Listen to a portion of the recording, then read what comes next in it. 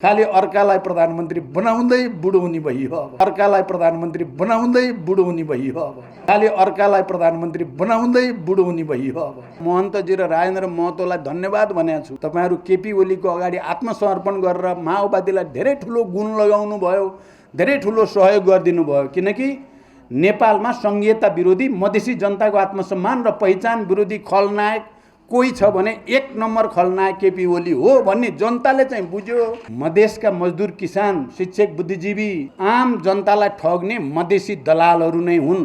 पहाडियाहरूलाई ठग्ने पहाडिया दलालहरू नै हुन्। राजतन्त्रको अन्त्य गर्ने कुरामा हामीले लडाईँ लड्यौं, गणतन्त्रको आन्दोलन चलायौं, तर हामीले मात्रै गर्यौं भन्न मिल्दैन। यो ज्ञानेन्द्रको पनि रोल छ है गणतन्त्र ल्याउन। राजतन्त्र विरोधी, सामन्तवाद विरोधी आन्दोलन भयो 30 वर्षभन्दा बढी लामो समयसम्म। निरङ्कुश एकात्मक पञ्चायती तानाशाही गयो पनि, तर जे आयो त्यो राजासँग सम्झौता गरेरै आयो। पहिला देउबाजीले मलाई प्रधानमन्त्री भइदिनुहोस् भन्नुभएको थियो। चुनाव हुने बित्तिकै 5 वर्ष तपाईँ हुनुहोस्, हामी फ्लोरबाट समर्थन गरिदिन्छौँ, मन्त्री सबै तपाईँकै पार्टीको बनाउनुहोस् भन्दा म मानिनँ। जनताको अगाडि गरिएको प्रतिबद्धताप्रतिको निष्ठा तोडेर प्रधानमन्त्री खानको लागि यसो गर्न हुँदैन भनेर मानिनँ मैले। अहिले घुम्दै फिर्दै परिस्थिति कस्तो आयो त फेरि देउबाजीलाई प्रधानमन्त्री भइदिनुहोस्, म बाहिरबाट समर्थन। ठ्याक्कै उल्टिएर 180 मा त्यस्तो परिस्थिति आयो। देउबाजीलाई धन्यवाद छ, उहाँले मानिदिनु भयो।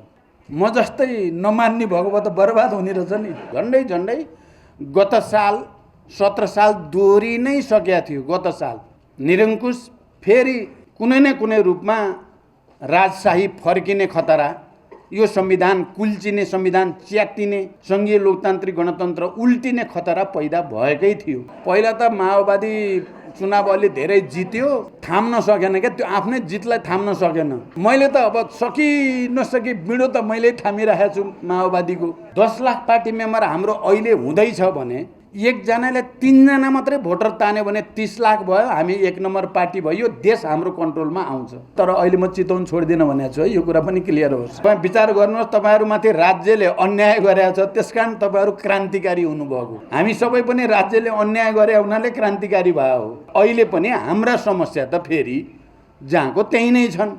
हामीले नै लडेर ल्याएर पनि अझै त्यसका उपलब्धि त हामीले उपभोग गर्न पाएको देखिँदैन। अनुहारहरू फेरिएका छन् सरकारको, तर ब्युरोक्रेसी त्यही छ, नीति नियम त्यही छ, ऐन कानुन उनै छन् र उनैको मातहतमा जाँदाखेरि हामी चाहिँ कहीँ न कहीँ अपहेलित जस्तो फिल हामीले गरेकै छौँ। अझै पनि हामीले फेरि एउटा लडाईँ त लड्नु नै छ। जनतासँग एकाकार भएर सडकमा जाँदा जितेका छौँ हामीले जहिले पनि हारेका छौँ जति बेला हामी सत्तामा पुग्छौँ। क्रान्ति सफल नहुँदै सत्तामा पुग्ने पार्टीहरू प्राय हारेका छन्। जनतामा असन्तुष्टि र वितृष्णा बढ्दै गयो अनि प्रतिक्रियावादीहरूले फेरि प्रतिक्रान्ति गर्ने अवसर प्राप्त गरे। हामी सिंहदरबार बस्यौँ, बालुवाटार बस्यौँ, हामीले सडक बिर्स्यौँ, हामीले जनता बिर्स्यौँ, हामीले शहीदहरूका सपना बिर्स्यौँ, या हामीले कुनै न कुनै रूपमा हिजो हामीलाई आन्दोलनको बेलामा साथ दिने गरिब मजदुर किसानका घर झोपडीहरूलाई हामी कहीँ न कहीँ हामीले नजरअन्दाज गऱ्यौँ। कति लिडरसिपमा बसेको 32-33 वर्ष भइसक्यो, महासचिव र अध्यक्ष भएको भन्छन्। मलाई छिटोभन्दा छिटो छोड्न मन छ, साँच्चै छोडेर चाहिँ किताब लेखेर बस्न पाएँ। अब अहिलेसम्म गरेको अनुभवको संस्मरण भन्ने लाग्छ त।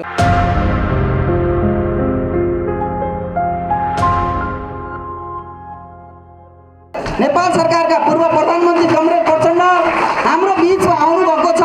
सबै साथीहरूले तालीले गडगडाट स्वागत गर्नको लागि म हार्दिक अनुरोध गर्दछु। साथै आदरणीय अध्यक्ष कमरेड प्रचण्डलाई यो कार्यक्रमको हाम्रो संगठनको यो एकीकृत अखिल नेपाल शिक्षक संगठनको एकताको दोस्रो राष्ट्रिय परिषदका अध्यक्ष कमरेड र यो राष्ट्रिय परिषदमा उपस्थित देशभरिबाट आउनुभएका सबै साथीहरूलाई पार्टी केन्द्रीय समितिको तर्फबाट र मेरो तर्फबाट एकचोटि फेरि अभिवादन टक्राउँछु। स्वीकार्नुहोस् क्रान्तिकारी अभिवादन। कमरेडहरू र मित्रहरू, मैले अहिले धेरै व्याख्या गर्न त सम्भव छैन, किनकि मैले 3:30 र 4 बजेको बिचमा प्रधानमन्त्रीसँग मिटिङ छ र मलाई यहाँ समाचार आइ पनि सकेको छ। त्यसकारण मैले धेरै व्याख्या गर्न सम्भव छैन।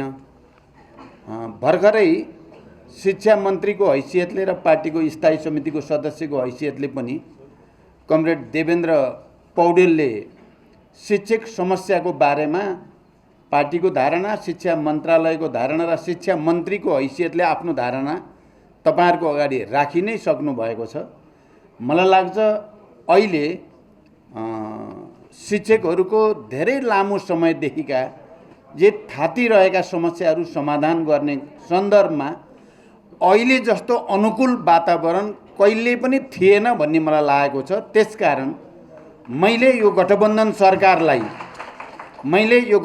सरकारलाई शिक्षकहरूका लामो समयदेखि आन्दोलन, सङ्घर्ष, घेराउ, भूख हडताल, अनेक कार्यक्रमहरूका बीचमा भएका तमाम सहमति सम्झौताहरू तर कुनै पनि कार्यान्वयन नभएका र अहिलेसम्म उच्चस्तरीय शिक्षा आयोगको प्रतिवेदन सार्वजनिक गर्ने काम समेत नभएको, राष्ट्रिय शिक्षा ऐन जारी गर्नुपर्ने, त्यो जारी गर्ने काममा जानीबुझी हिजोको सरकारले रोकेर राखेको, शिक्षक र कर्मचारीहरूको बीचमा जुन विभेद छ, धेरै किसिमको विभेद, त्यसमध्ये सबभन्दा बढी त तलबमानको विभेद, सेवा सुविधाको विभेद, त्यसको अन्त्य गर्नुपर्ने कुरा र नेपाल सरकार र शिक्षकहरूका बीचमा हिजो भएका सहमति समझदारीहरू कार्यान्वयन गर्नुपर्ने कुरा र विद्यालयमा गुणस्तरीय शिक्षाको निम्ति आवश्यक पूर्वाधारहरू तयार गर्ने कुरा, योसँग सम्बन्धित कुराहरूमा अहिले भर्खरै तपाईहरुको अगाडि शिक्षा मन्त्रीले बडो प्रष्ट भाषामा राख्नु भएको छ।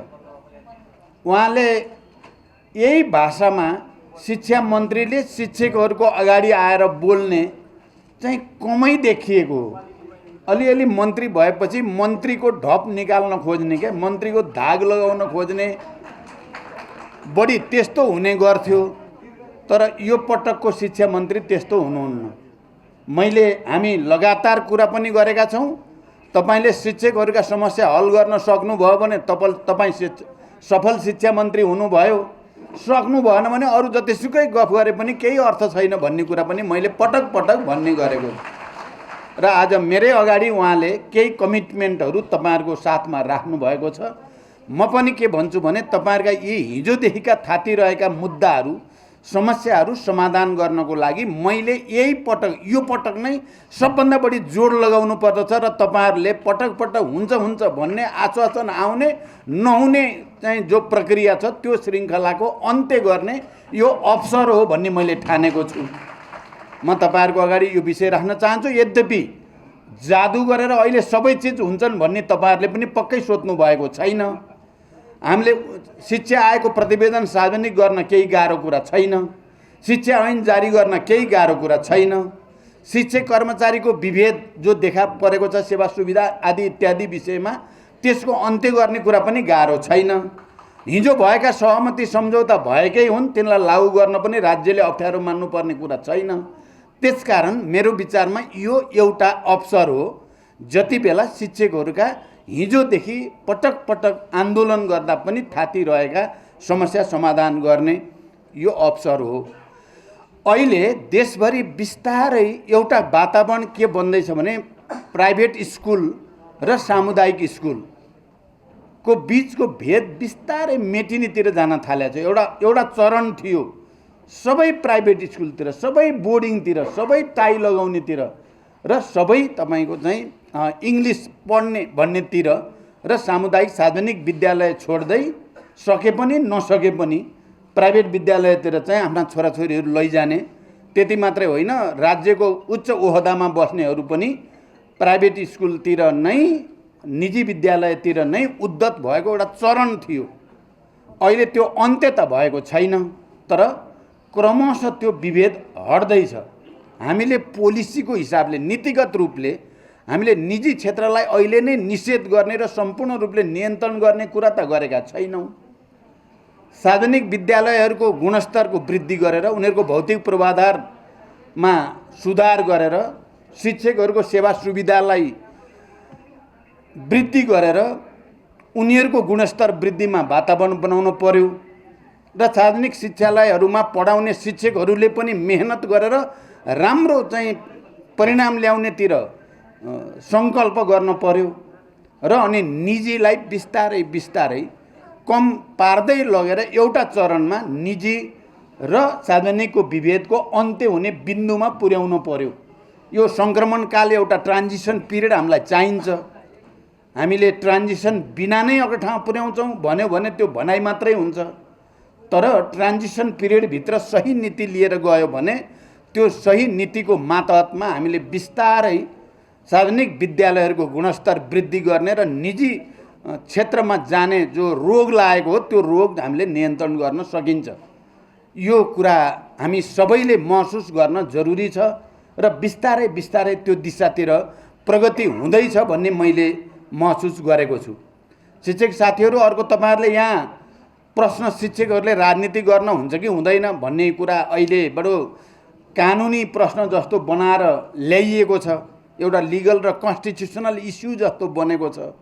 नेपालमा जति पनि पार्टीहरू छन् सबै शिक्षकहरूकै योगदानका कारण ती पार्टीहरू छन्। सबभन्दा बढी गाउँघरमा मजदुर किसानसँग एकाकार भएर राजनीतिक दलहरूलाई स्थापित गराउने र राजनीतिक विचारहरूलाई, राजनीतिक कार्यदिशा भनौँ, नीति योजना कार्यक्रमहरूलाई जनताको बिचमा लैजाने शिक्षकहरू नै हुन्। अब शिक्षकहरूले राजनीति गर्न हुन्न भनिदिएपछि त्यो पार्टी सिस्टमलाई नै कमजोर पार्ने नीति बाहेक केही हुने छैन। त्यसकारण म त के भन्छु भने शिक्षकहरू अझ सक्रियतापूर्वक समाज सेवामा, सामाजिक रूपान्तरणका काममा, राजनैतिक रूपान्तरणका काममा लाग्नुपर्ने छ। त्यो काममा लाग्नुपर्ने छ र लागेर मात्रै हामी सामाजिक र राजनीतिक रूपान्तरणको महान अभियानमा देशलाई लैजान सकिन्छ। अब टेक्निकल्ली के गर्नुपर्छ भन्ने बिल्कुल गौण कुरा हो, त्यो सहायक कुरा हो। त्यो कुरा पार्टीले, अस्ति मैले भनेको थिएँ, पार्टीले यो तपाईहरुको गाँठो फुकाएर पठाउँछ, पठाउन अलिकति ढिलो भएको मात्रै हो। नीतिगत निर्णय भइसकेको छ। त्यसकारण टेक्निकल्ली तपाईहरुलाई अप्ठ्यारो नपर्ने गरी सक्रियतापूर्वक जनताको बिचमा काम गर्ने वातावरण बनाइन्छ, बनाउनु पर्छ। तपाईहरु दुविधामा नरहनु होला, म यो कुरा पनि प्रष्ट पार्न चाहन्छु। र अब नेपालमा राणा विरोधी आन्दोलनदेखि लोकतान्त्रिक प्रक्रिया जति बेलादेखि सुरु भयो त्यति बेलादेखि पञ्चायती निरङ्कुशता विरोधी आन्दोलनको पुरै 30 वर्षको अवधि, अनि त्यसपछि पनि सामन्तवाद साम्राज्यवादका विरुद्धको पटक पटकका सशस्त्र र शान्तिपूर्ण आन्दोलनहरूलाई जनव्यापी बनाउने कुरामा शिक्षकहरूको भूमिका अहम छ, अग्रणी छ। कहिलेकाहीँ नेगेटिभ भित्र केही पोजिटिभ लुकेको हुन्छ र कहिलेकाहीँ पोजिटिभ भित्र फेरि नेगेटिभ लुकेको हुन्छ। यो डायलेक्टिक्स हो। द्वन्द्ववादले हामीलाई त्यही भन्छ। अरू विकसित देशहरूमा अघि तपाईहरुले यहाँ हाम्रो उद्घोषक मित्रले भन्या जस्तै शिक्षकहरूलाई राज्यले सबभन्दा बढी सेवा, सुविधा, सम्मान, विभिन्न राष्ट्रिय अनुसन्धानहरूमा पहिला शिक्षकहरू खोजी खोजी उनीहरूबाट अनुसन्धान गराउने, नयाँ नीति बनाउने हुन्छ। हामी कहाँ त्यसको ठिक उल्टो छ। हामी कहाँ शिक्षक भनेपछि सबभन्दा बढी विभेदमा पारिएको बौद्धिक जमात जस्तो मानिन्छ। त्यस्तो छ। यो नेगेटिभ कुरा हो, यसलाई हामीले पोजिटिभमा बदल्नु छ। तर यो नेगेटिभ भित्रको हामीलाई पोजिटिभ के भयो भने त्यसै भएको हुनाले शिक्षक मजदुर किसानसँग एकाकार भएर मजदुर किसानको आन्दोलनलाई साथ दिने, राजनीतिक क्रान्तिलाई साथ दिने हुन गएको कारण पनि त्यही हो। नतर अमेरिकाका जस्तै शिक्षक तपाईहरु पनि भएकेको आन्दोलनकारी हुने? तपाईं विचार गर्नुहोस्, तपाईहरुमाथि राज्यले अन्याय गरेको छ, त्यसकारण तपाईहरु क्रान्तिकारी हुनुभएको। हामी सबै पनि राज्यले अन्याय गरे हुनाले क्रान्तिकारी भयो हो। यो चाहिँ पोजिटिभ हो। तर सधैँ यही हुनुपर्छ भन्न खोजेको होइन मैले। फेरि त्यो नबुझ्नु होला। अब अरूले दया गरेर हामीलाई दियोस् भनेर मानेर चाहिँ पाएको हुँदैन। हामी आफैले लडेर राज्य नै आफ्नो अनुकूल बनाएर शिक्षकहरूलाई सबभन्दा बढी सम्मान, सबभन्दा बढी सेवा, सुविधा दिने वातावरण हामीले आफ्नै बाहुबलले लडेर खोसेर लिने कुरा हो साथीहरू। म त्यसको निम्ति तपाईहरुले जसरी हिजो जनवादी क्रान्तिको चरणमा मजदुर किसानसँग मिलेर, राजनीतिक दलहरूसँग मिलेर, राजनीतिक दलहरूको नेतृत्वमा देशव्यापी अभियानमा तपाईहरु संलग्न हुनुभयो। जनतालाई संगठित गर्ने, परिचालित गर्ने, आन्दोलित गर्ने कुरामा तपाईहरुको योगदान रह्यो। अब समाजवादी क्रान्तिको यो नयाँ चरणमा पनि तपाई शिक्षक साथीहरूले अझ दृढताका साथ शिक्षकहरूको हक, अधिकार र पहिचान, सम्मानको निम्ति मात्रै होइन, सिंगै समाजको समाजवादी रूपान्तरण बिना वास्तवमा मजदुर, किसान र हामी उत्पीडित शिक्षक बुद्धिजीवीहरू कसैले पनि वास्तविक न्याय पाउने रहेनछौँ भन्ने देखिँदै गएको छ। किनभने हामीले निरङ्कुश सामन्तवादका विरुद्ध, सामन्ती तन्त्रका विरुद्ध त लडाईँ लड्यौँ, बलिदान गऱ्यौँ, परिवर्तन पनि भयो। एकात्मकताको ठाउँमा सङ्घीय लोकतान्त्रिक गणतन्त्र पनि भयो, धर्मनिरपेक्ष पनि भयौँ हामी। तर अहिले पनि हाम्रा समस्या त फेरि जहाँको त्यही नै छन्। हामीले नै लडेर ल्याएर पनि अझै त्यसका उपलब्धि त हामीले उपभोग गर्न पाएको देखिँदैन। अनुहारहरू फेरिएका छन् सरकारको, तर ब्युरोक्रेसी त्यही छ, नीति नियम त्यही छ, ऐन कानुन उनै छन् र उनैको मातहतमा जाँदाखेरि हामी चाहिँ कहीँ न कहीँ अपहेलित जस्तो फिल हामीले गरेकै छौँ। र राजनीतिक नेतृत्व पनि अहिले कस्तो ठाउँमा छ त भने त्यत्रो सङ्घर्ष र बलिदान गरेर यति ठुलो युगान्तकारी राजनीतिक परिवर्तन भएर पनि फेरि जसले लडाईँ लड्यो, आन्दोलन गर्यो, विचार दियो, विचार स्थापित गर्यो, त्यसको नेतृत्व छैन। ऐ मातृकाजीले भने जस्तै खालि अर्कालाई प्रधानमन्त्री बनाउँदै बुढो हुने भइयो। अब भनेको यो पनि एउटा स्थिति हो। त्यसकारण के देखिन्छ, यो सबैले के बताउँछ भने हामीले हाम्रो क्रान्ति अझै अधुरो छ। क्रान्तिलाई पूर्णतासम्म लैजानको लागि हामी अझै डटेर जानुपर्छ भन्ने नै यसको निष्कर्ष हुन्छ। तपाई शिक्षक साथीहरू, अहिले हाम्रो शिक्षा मन्त्रालय छ, अर्थ मन्त्रालय छ, युवा खेलकुद मन्त्रालय छ, ऊर्जा मन्त्रालय छ, भूमि व्यवस्था मन्त्रालय छ। यो सबै भएको बेलामा मुख्यतः शिक्षा र अर्थ चाहिँ बढी अन्तर सम्बन्धित छन्। हुन त सबै मन्त्रालयको अर्थसँग सम्बन्ध हुन्छ। यो बेलामा शिक्षकहरूका मुद्दा तपाईहरुले चाहिँ मागेका मागहरू पूरा गर्ने सबभन्दा राम्रो अवसर भएको हुनाले त्यसलाई पनि पूरा गरौँ। तर त्यति पूरा भएर तपाई हाम्रो आत्मसम्मान भइसक्छ। हामी समाजमा सबभन्दा अग्रणी ब्युरोक्रेसीमा काम गर्ने सचिव, सहसचिव भन्दा सम्मानित हुन्छौँ भन्ने सोच्नुपर्ने ठाउँ छैन। अझै पनि हामीले फेरि एउटा लडाईँ त लड्नु नै छ। शान्तिपूर्ण ढङ्गले हामीले समाजवादी आन्दोलनलाई अगाडि बढाउनु नै छ। त्यो समाजवादी आन्दोलन जति सफल हुँदै जान्छ, शिक्षकहरूको सम्मान पनि, आत्मसम्मान पनि, पहिचान पनि, अधिकार पनि, यी सबै कुरा पनि त्यही लेभलमा, त्यही अनुपातमा, त्यही रेसियोमा प्राप्त हुँदै जान्छन्। यो कुरा आज प्रत्येक शिक्षक साथीहरूले गहिरो गरी आत्मसात गर्न जरुरी छ। मैले शिक्षा मन्त्रीले गरेको कमिटमेन्ट र मैले शिक्षा मन्त्रीलाई भनिरहेका कुराहरू तपाईहरुसँग राखिसकेपछि, तपाईहरुका डिमान्डहरू जे छन् तिनलाई पूरा गर्ने प्रतिबद्धता राखिसकेपछि तपाईहरुसँग म समाजवादी आन्दोलनको तयारी गर्नुस्। त्यसले मात्रै शिक्षा क्षेत्रमा आमूल परिवर्तन ल्याउन सक्छ। त्यसले मात्रै शिक्षकहरूका आम समस्याहरूलाई मूलभूत रूपमा समाधान गर्न सक्छ भन्ने र म तपाईहरुलाई अपिल गर्न चाहन्छु, आह्वान गर्न चाहन्छु। तपाईहरुले यसलाई गहिरो गरी आत्मसात गर्न जरुरी छ। दोस्रो कुरा, हामीले जहिले पनि जितेका छौँ, जनतासँग एकाकार भएर सडकमा जाँदा जितेका छौँ। हामीले जहिले पनि हारेका छौँ जति बेला हामी सत्तामा पुग्छौँ। क्रान्ति सफल नहुँदै सत्तामा पुग्ने पार्टीहरू प्राय हारेका छन्। नेपालको इतिहासको एउटा विडम्बना भनौँ के भएको छ, त्यो राणाशाही विरोधी आन्दोलनको बेलामा पनि आन्दोलन पनि भयो, राणाशाही निरङ्कुशता पनि गयो। तर जुन सरकार र सत्ता आयो त्यो राणाहरूसँगै सम्झौता गरेर आयो, त्यो पुराना सामन्तहरूसँग सम्झौता गरेरै आयो। राजतन्त्र विरोधी, सामन्तवाद विरोधी आन्दोलन भयो 30 वर्षभन्दा बढी लामो समयसम्म। निरङ्कुश एकात्मक पञ्चायती तानाशाही गयो पनि, तर जे आयो त्यो राजासँग सम्झौता गरेरै आयो। र त्यो सम्झौतापछि जो सरकार बने ती सबै सरकार बदनाम हुँदै गए। जनताले उनीबाट जे अपेक्षा र आशा गरेको ती पूरा भएनन्। जनतामा असन्तुष्टि र वितृष्णा बढ्दै गयो। अनि प्रतिक्रियावादीहरूले फेरि प्रतिक्रान्ति गर्ने अवसर प्राप्त गरे। तपाईँ शिक्षक साथीहरू सबै बुद्धिजीवीहरू नै हो तपाईँहरू, तपाईँहरूलाई राम्रो थाहा छ नेपालको इतिहास, नेपालको भूगोल, नेपालको सबै मनोविज्ञान, संस्कृति, परम्परा। त्यसकारण बढी भन्नुपर्ने छैन। यो जुन चक्रव्यूहमा परेको छ नेपालको राजनीतिक परिवर्तनको प्रक्रिया, यो चक्रव्यूहबाट हामीले अहिले निकाल्नु छ। झन्डै झन्डै मैले बडो संक्षिप्तमा तपाईँहरूको ध्यानाकर्षण गराउन चाहेको, झन्डै झन्डै गत साल 17 साल दोहोरी नै सकेका थियो। गत साल निरङ्कुश फेरि कुनै न कुनै रूपमा राजशाही फर्किने खतरा, यो संविधान कुल्चिने, संविधान च्यातिने, सङ्घीय लोकतान्त्रिक गणतन्त्र उल्टिने खतरा पैदा भएकै थियो।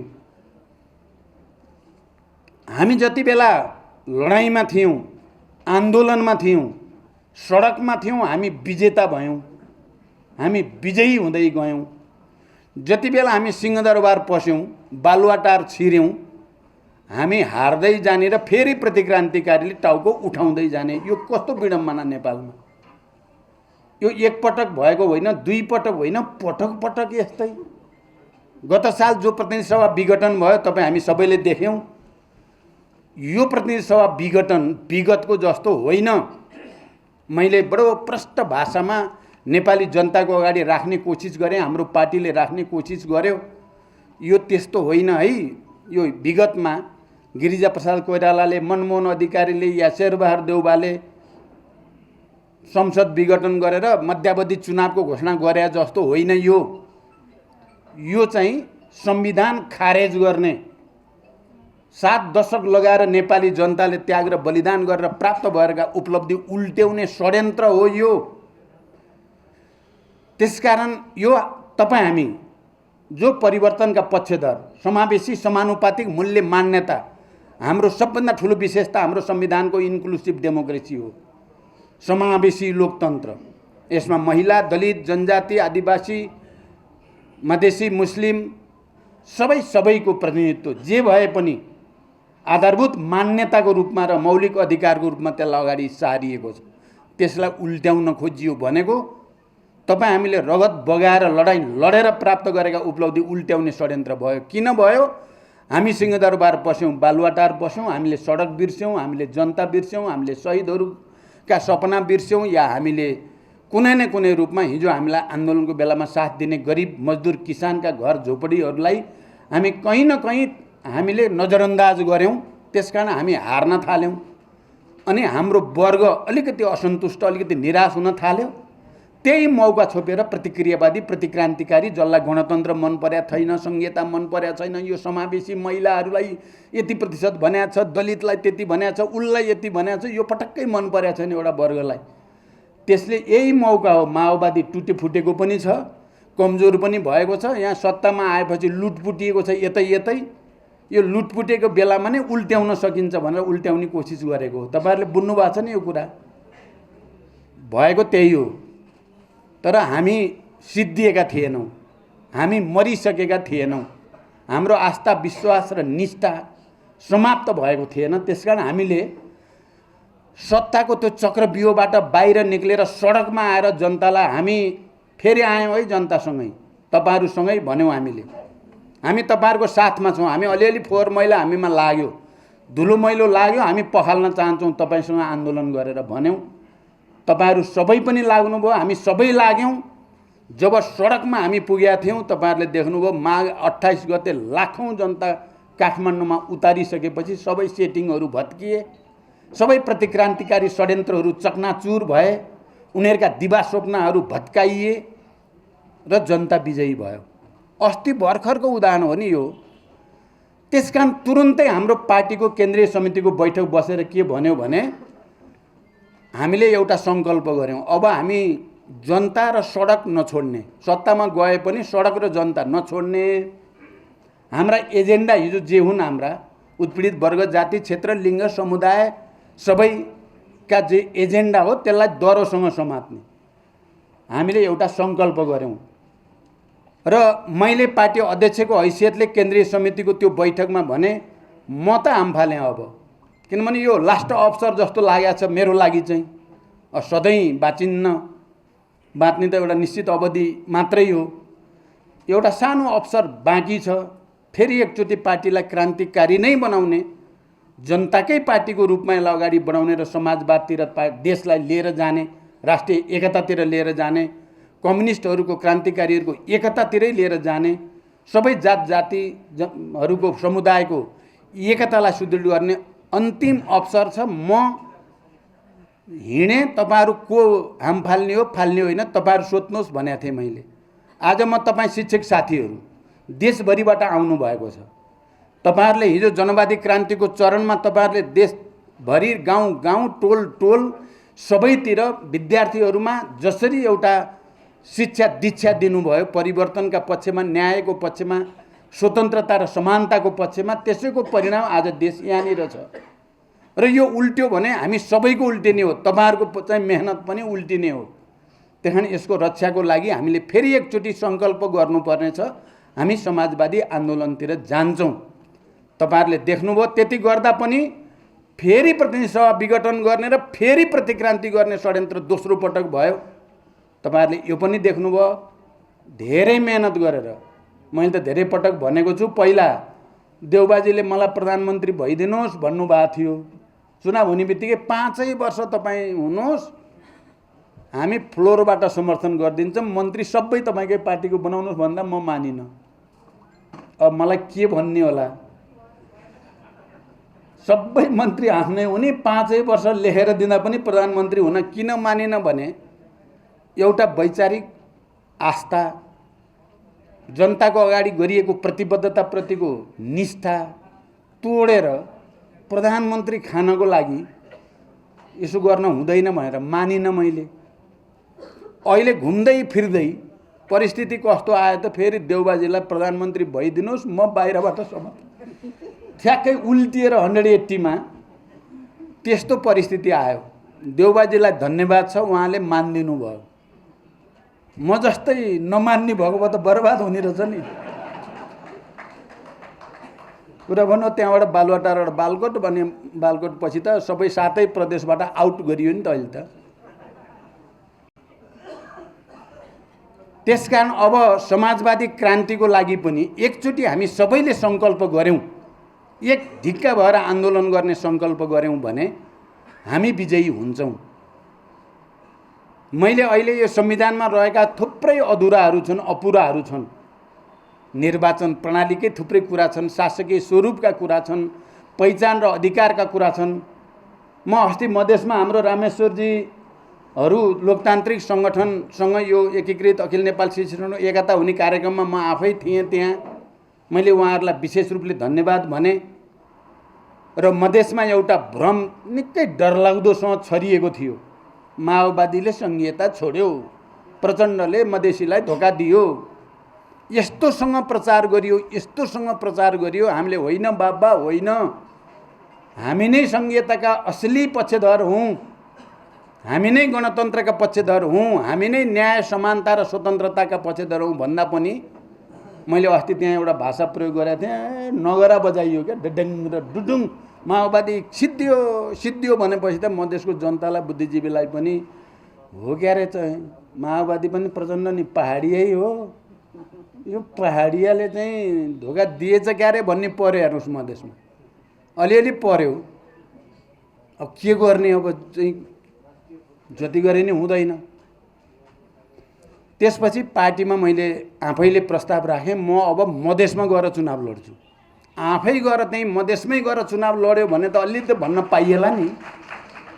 मैले हेर्नुहोस् तपाईँहरू कतिपयलाई के लाग्छ होला, कहिलेलाई के लाग्छ होला, प्रचण्ड किन कहिले रोल्पा, कहिले काठमाडौँ, कहिले सिराहा, कहिले चितवन, अहिले कहीँ कहाँ भन्छन् साथीहरूले। तर अहिले म चितवन छोड्दिनँ भनेको छु है, यो कुरा पनि क्लियर होस्।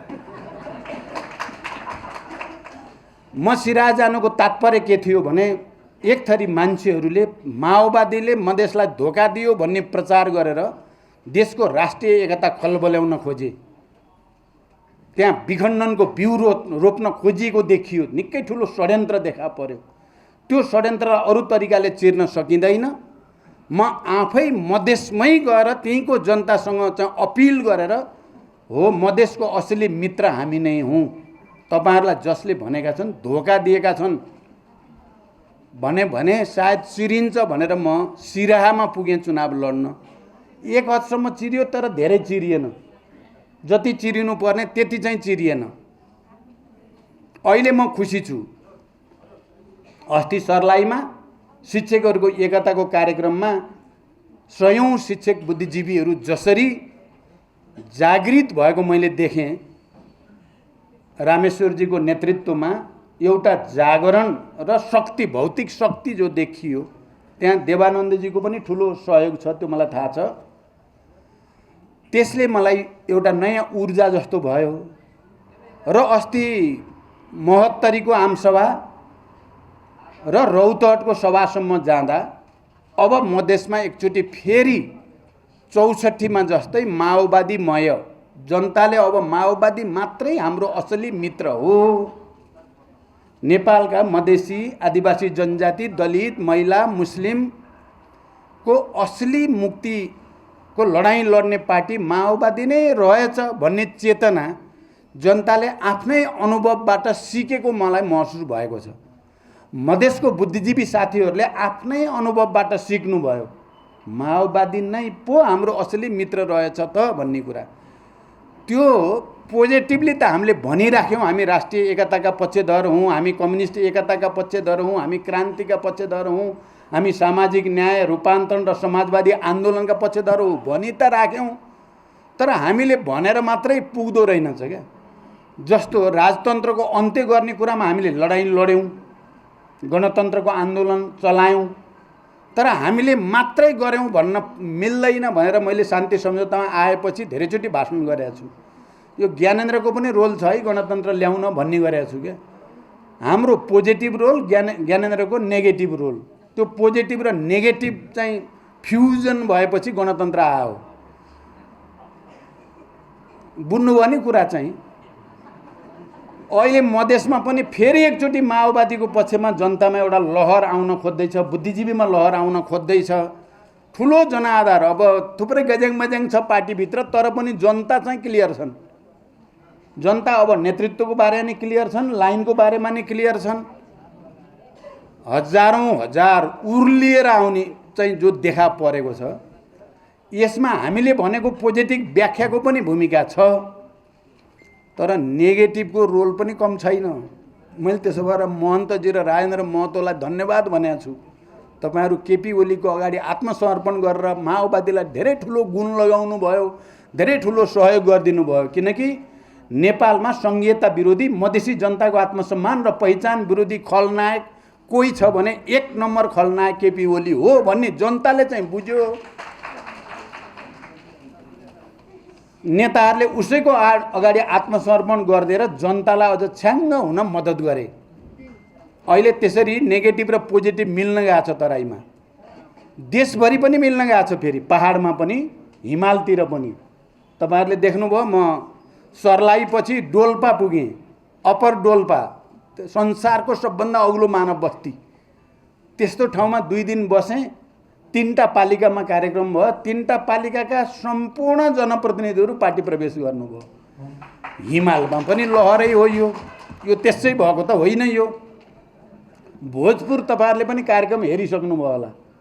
भोजपुरका नेताहरूले भने तपाईँ जहिले पनि कहिले सिराहा जाने, कहिले रोल्पा जाने, कहिले काठमाडौँ, कहिले चितवन, यो पटक भोजपुर आउनै पर्छ र तपाईलाई भोजपुरबाट जिताएर पठाइन्छ र यहाँबाट प्रधानमन्त्री बनाइन्छ भनेपछि ताली यति धेरै बेर लगाउनु भयो त्यहाँ भोजपुरको चाहिँ हजारौं साथीहरूले।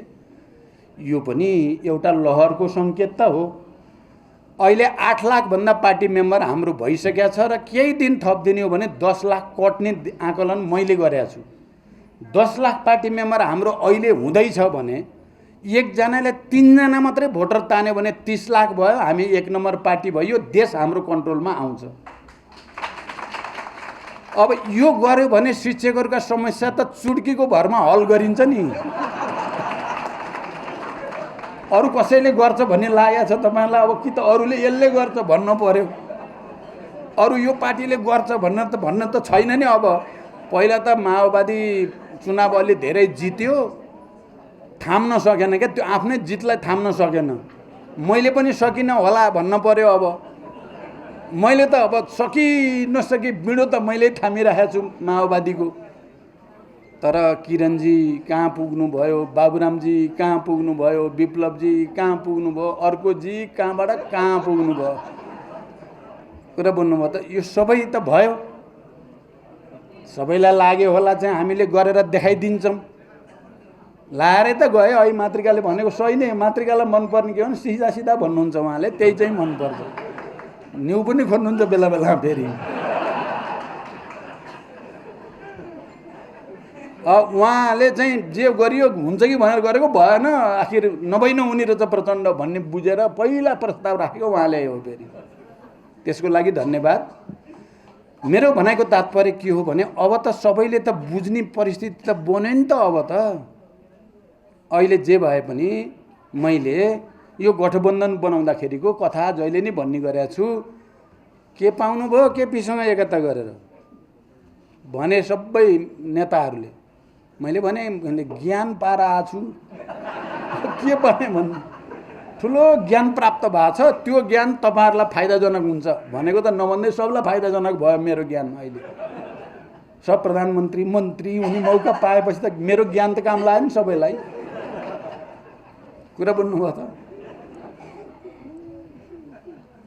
भने जस्तै अहिले अब यो ज्ञान मैले हेर्दा आजभोलि किरणजीलाई पनि अलिअलि ज्ञान प्राप्त भएको जस्तो देख्छु म। राम्रै ठा कुरा हुन्छन्।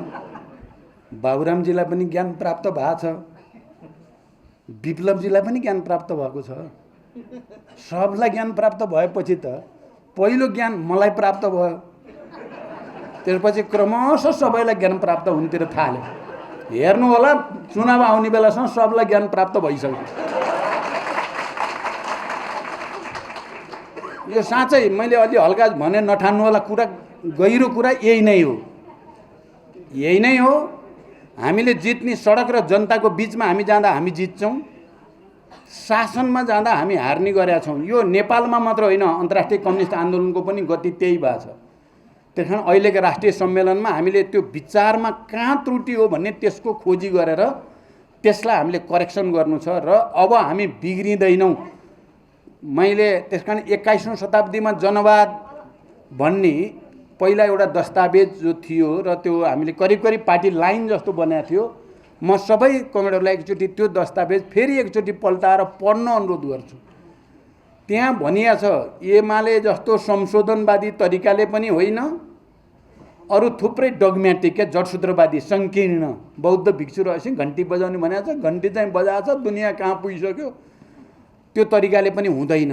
त्यस कारण प्रतिस्पर्धा पनि कस्तो, जनताको नियन्त्रण निगरानी र हस्तक्षेपमा सत्ता भनिएको छ। त्यहाँ धेरै ठुलो कुरा भनिएको हो। त्यहाँ म अब राष्ट्रिय सम्मेलनमा त्यही मान्यतालाई, हिजो हामीले अपनाएको क्रान्तिकारी मान्यतालाई नै विकसित गर्ने, परिमार्जित गर्ने र पार्टीलाई समाजवादको एउटा नयाँ रणनीतिका आधारमा एकताबद्ध गर्नेतिर हामी केन्द्रित छौँ। यसमा तपाईँ सबैको सहयोग अपरिहार्य छ, अनिवार्य छ। तपाईहरुले सहयोग गर्नुभयो भने मलाई के विश्वास छ भने हामी जित्छौँ। हामी जित्छौँ।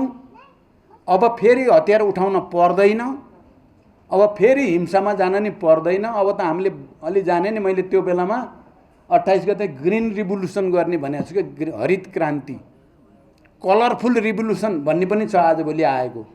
कलरफुल रिभोल्युसन भनेको सब जाति जाति भाषा भाषी सबलाई सडकमा उतारेर लाखौं लाखलाई सडक जाम गरिदिएपछि कसो के लाग्छ?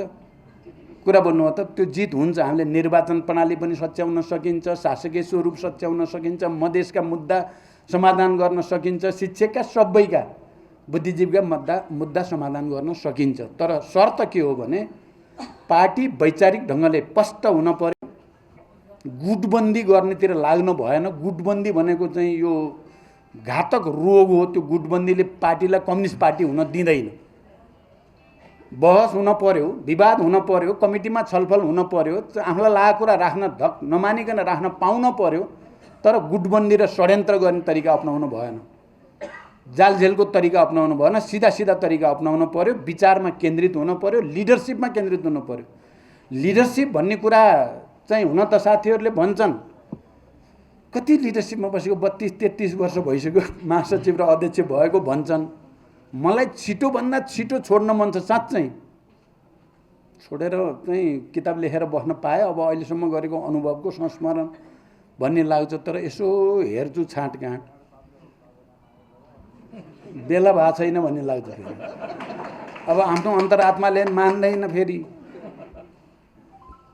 तर चाहिँ अब अहिले अब उत्तराधिकारी हजारौँ लाखौँको सङ्ख्यामा तयार छन् भन्ने पनि मलाई विश्वास छ। तर लिडरसिप रातारात कसैले चाहँदैमा हुने कुरा पनि होइन, कसैले नचाहँदैमा नहुने कुरा पनि होइन। त्यो इतिहासले बनाउने हो, आन्दोलनले बनाउने हो, जनताले बनाउने कुरा हो, लामो सङ्घर्ष र अनुभवबाट बन्ने कुरा हो लिडरसिप। त्यसकारण आफूसँग प्राप्त भएको आफैले निर्माण गरेको लिडरसिप आफ्नै सम्पत्ति हो, पुँजी हो। त्यसलाई गलत ढङ्गले दुरुपयोग गर्न खोज्ने, बदनाम गर्न खोज्नु भनेको आफ्नै खुट्टामा बन्चरो हान्नु जस्तै हो। त्यो गल्ती नगरियोस्। तपाईँ शिक्षक साथीहरूले देशभरि यसलाई एकचोटि अभियानको रूपमा लैदिनु भयो विचारको पक्षमा, लाइनको पक्ष र लिडरसिपको पक्षमा भने आउँदो चुनाव हामी जित्छौँ।